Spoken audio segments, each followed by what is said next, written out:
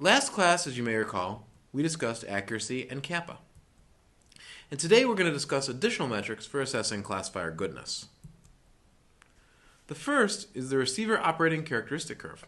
With ROC curves, you're predicting something which has two values.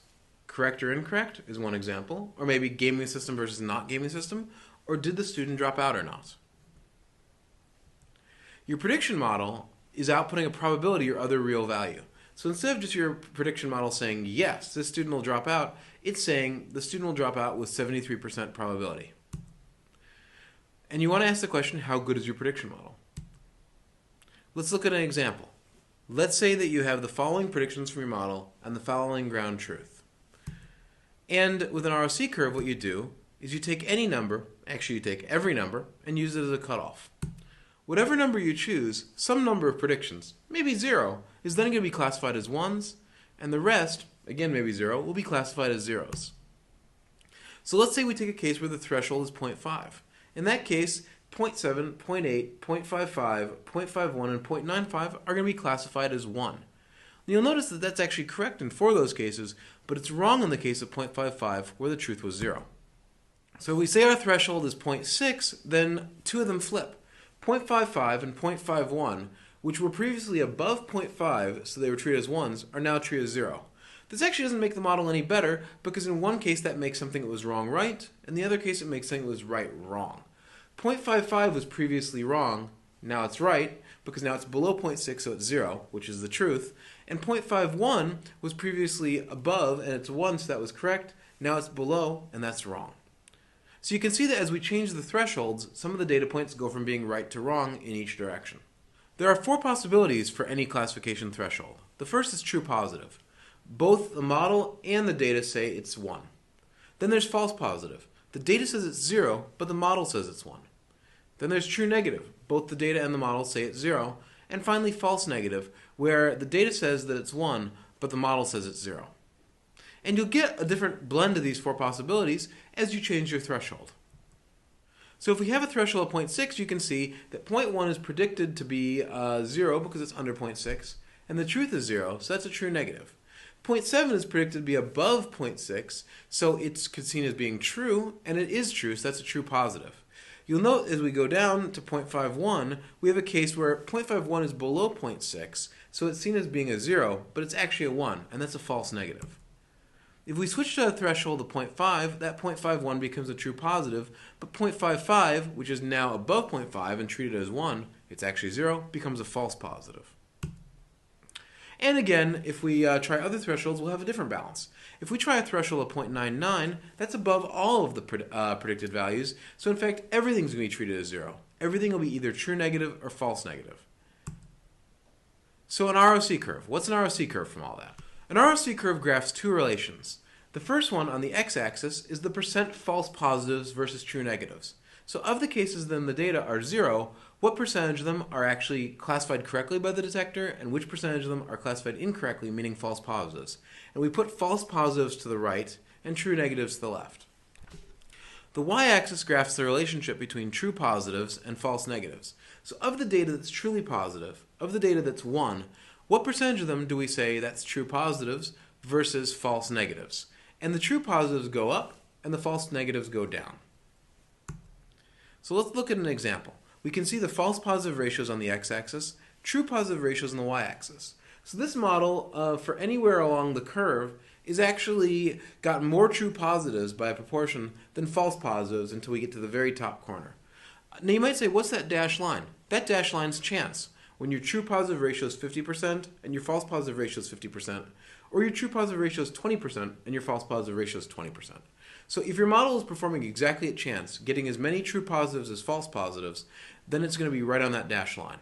So the more you are above that dashed line, the better you're doing. So is this a good model or a bad model? This is a chance model. Again, it's right on the dashed line. Now this is a good model. It's one worth looking at. You'll note that it's pretty much well above the diagonal line, but note those stair steps. Those weird little stair steps are kind of indicative that the model has got lumpiness in it, and we'll talk about that later in the class. This is a poor model. It's mostly above the dashed line, but it actually dips below it at one point. You typically don't want a model that does this. Finally, we have a model that's so bad it's good. who out there has an uncle?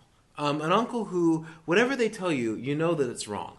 Like if your uncle says the Democrats are going to win the election, then the Republicans are definitely going to win it. And if he says the stock's going to go down, then you should buy a lot because it's going to go up. Some people are so often wrong that you can kind of just take whatever they say and do the opposite. And that's what this model is here. In practice, you could take this model and say, every time this model says true, say false. And every time this model says false, say true. In practice, you probably don't want to do this, though, because usually what this means is your model just didn't work on new data. You want to have a really good reason to believe that the model actually is wrong all the time, like your uncle. So that's ROC curves. A prime is a close relative of ROC, and I'll explain why in a minute.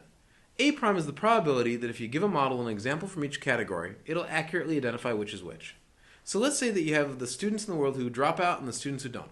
You take all the students who drop out, you put them in an urn. Your IRB may have issues with this. You take all the students who didn't drop out, you put them in a different urn. You take one student out of each urn. If your model can tell which is which, then you get a plus. If your model can't tell which is which, gets it wrong, then you get a minus. A prime is what percentage of time your model can get that right. So A prime turns out to be mathematically equivalent to the Wilcoxon statistic, and that's a useful result because it means that you can compute statistical tests for whether two A prime values are significantly different, whether or not they're in the same dataset or even in different datasets. That's a nice property of A prime. And you can compute whether an A prime value is statistically significantly different than chance. Now it's worth noting that there's not really a good way yet to compute A prime or three or more categories. It's really for if it's yes or no. There are methods like Hand and Till's method, but the semantics change a little bit. So another cool thing about A prime is, and you'll probably notice I like A prime a lot, is that it closely mathematically approximates the area under the ROC curve, which is also called AUC. I prefer to call it AUC ROC because there are other curves you might want to look at the area under. I find the semantics of A prime easier to understand, but for some reason people often calculate as AUC. At this moment, I gotta be honest with you, I can't really say I'm sure why. A prime is actually mathematically easier, and a lot of existing packages botch the implementations of AUC for certain special cases. So A prime and Kappa. A prime is more difficult to compute, and it only works for two categories without complicated extensions. But the meanings invariant across datasets. A prime of 0.6 is always better than A prime of 0.55, and it's very easy to interpret statistically. A prime values are almost always higher than Kappa values, and that's something that sometimes can confuse you. The reason is that A prime takes confidence into account. If you think about it, taking a model which has ones and zeros as what you're trying to predict, and taking a predictor that has 0.49 and 0.2 and treating that as zeros throws out a lot of information. If you realize that a model that says 0.49 is a lot closer to 1 than something that says 0.05, you realize that that's some information you can use about your model, especially if you're aggregating the models and aggregating the confidences. I want to briefly talk about two other metrics, precision and recall, that you might see sometimes. Precision is the true positives divided by the true positives plus the false positives.